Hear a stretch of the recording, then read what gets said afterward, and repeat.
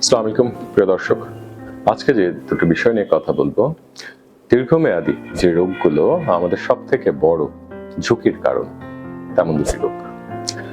High blood pressure, যেটিকে আমরা বলে থাকছি হাইপারটেনশন, আর একটি হাই ব্লাড সুগার, যেটিকে বলা হয়ে থাকছে ডায়াবেটিস। এই দুটি রোগ নিয়ে আমরা কম বেশি সকলেই জানি। রোগ দুটোর সাথে আমার ধারণা সব মানুষই কম বেশি পরিচিত। যে বিষয়টিতে আমাদের ঘাটতি রয়েছে তা হল, প্রথমে একটা তথ্য দিয়ে শুরু করতে চাই।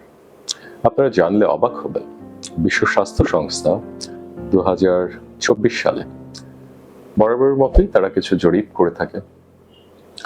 তারা দেখছে যে 40%-এর বেশি মানুষ তার যে রক্তচাপ বেশি অথবা তিনি যে ডায়াবেটিসে ভুগছেন যে সম্পর্কে তিনি অ্যাওয়্যার নন, অথবা তাদের প্রেশার এবং সুগারের যে কাট অফ রয়েছে সেই কাট অফটির সাথে হেলদি কাট অফের সাথে অ্যাডার করছে না, অর্থাৎ কন্ট্রোলে নেই।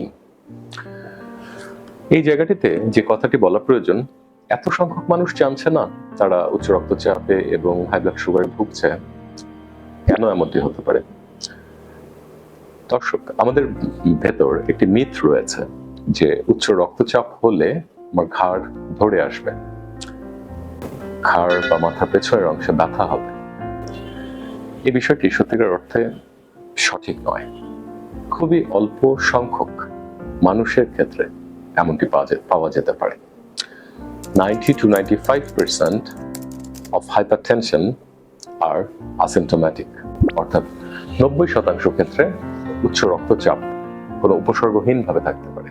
আমি এমন অনেক রোগী পেয়েছি যাদের সিস্টোলিক ব্লাড প্রেশার, অর্থাৎ উপরের যে ব্লাড প্রেশার মেজারমেন্টটি সেটি হয়তো 190-200, নিচের ব্লাড প্রেশার হয়তো বা 120-110, কিন্তু তার ভেতর কোনো ধরনের কোনো উপসর্গ নেই। তিনি সম্পূর্ণ সুস্থভাবে হাঁটা চলা করছেন, তার দৈনন্দিন জীবনের কাজকর্মগুলো করছেন। আপনাদের শুনতে নিশ্চয়ই অবাক লাগছে। দর্শক, বিজ্ঞান ঠিক তাই বলছে। আপনার হাই ব্লাড প্রেশার হওয়া মানেই অধিকাংশ ক্ষেত্রেই আপনি উপসর্গহীন থাকবেন। তাহলে কি করে বুঝবেন? আপনাকে একজন নিকটস্থ রেজিস্টার্ড চিকিৎসকের কাছে গিয়ে ব্লাড প্রেশার মাপতে হবে। আমি পুনরায় বলছি, একজন চিকিৎসককে দিয়ে আপনার ব্লাড প্রেশারটি মাপতে হবে। কেন? দর্শক দেখুন, ব্লাড প্রেশার নির্ণয় করা বা মাপা এটি বিজ্ঞানের একটি অংশ। এর জন্য দক্ষতা প্রয়োজন আছে। কখন ব্লাড প্রেশার মাপতে হবে, কখন ব্লাড প্রেশার মাপতে হবে না, কোন অবস্থাতে ব্লাড প্রেশারটি মাপতে হবে, সেই বিষয়ে নিশ্চয়ই একজন চিকিৎসক জেনে থাকেন। আমাদের একটি প্রবণতা রয়েছে, হয়তো আমার বাড়ির কোনো আত্মীয় পারেন, আমি তার কাছে চলে যাচ্ছি, অথবা নিকটস্থ ফার্মেসিতে চলে যাচ্ছি। আমি বলছি না তারা ব্লাড প্রেশার মাপতে পারেন না, তারা হয়তো পারেন, কিন্তু আপনি ওষুধ শুরু করবার পূর্বে অবশ্যই একজন চিকিৎসককে দিয়ে ব্লাড প্রেশার মাপিয়ে নিলে সেটি আপনার জন্য একটি বেস্ট ডিসিশন হবে। ঠিক একইভাবে একই কথা প্রযোজ্য, যে কথাটি বলা প্রয়োজন, আপনাদের জানা প্রয়োজন, ব্লাড প্রেশার তাহলে কত থাকতে হবে। দেখুন, আমরা চাই যে একজন ইয়াং অ্যাডাল্ট পূর্ণবয়স্ক মানুষের ক্ষেত্রে ব্লাড প্রেশারটি সর্বোচ্চ 130 আর নিচে 85 এই কাট অফের ভেতরে থাকে। এর থেকে যদি এলিভেটেড থাকে, উপসর্গ থাকুক না থাকুক, সেই ব্লাড প্রেশার আমার শরীরের রক্তনালীগুলোকে দুর্বল করে দিচ্ছে, যার ফলশ্রুতিতে দীর্ঘমেয়াদে গিয়ে কেউ হয়তোবা হার্ট অ্যাটাকে আক্রান্ত হচ্ছেন, কেউ স্ট্রোকে আক্রান্ত হচ্ছেন, কারো দীর্ঘমেয়াদী কিডনি বিকলতা দেখা যাচ্ছে, কারো ক্ষেত্রে পুরুষত্বহীনতা দেখা যাচ্ছে, বা যেটিকে আমরা অন্য ভাষায় যদি বলি ইরেকটাইল ডিসফাংশন হচ্ছে, কারো কারো ক্ষেত্রে শরীরের অন্যান্য অংশের রক্তনালী, যেরকম পায়ের রক্তনালীগুলো আক্রান্ত হচ্ছে। আপনারা জানলে অবাক হবেন, ঠিক একই ধরনের ঘটনাই ঘটছে ব্লাড সুগারের ক্ষেত্রে। অ্যারাউন্ড 40% মানুষ জানে না তারা ডায়াবেটিসে আক্রান্ত, অথবা যারা ডায়াবেটিসে আক্রান্ত তারা হয়তো একটি ওষুধ খাচ্ছেন, কিন্তু তার ব্লাড সুগার কন্ট্রোলে আছে কিনা সে ব্যাপারটিতে উদাসীন থাকছে। এর ফলাফল দীর্ঘমেয়াদে ঠিক একইভাবে হার্ট অ্যাটাক, স্ট্রোক, কিডনি বিকল, পায়ের নার্ভ দুর্বল হয়ে যাওয়া, পায়ের রক্তনালীগুলো দুর্বল হয়ে যাওয়া, এই সমস্যাগুলোতে ভুগতে পারেন। তাহলে করণীয় কি? করণীয় হচ্ছে প্রতিটি অ্যাডাল্ট মানুষ ব্লাড প্রেশার এবং ব্লাড সুগার চেক করে নিতে হবে। তিনি যদি সম্পূর্ণভাবে সুস্থ থাকেন তাও তাকে চেক করে নিতে হবে। তার সাথে আনুষঙ্গিক কিছু পরীক্ষা রয়েছে, সে বিষয়ে আমরা অন্য কোনো দিন কথা বলবো।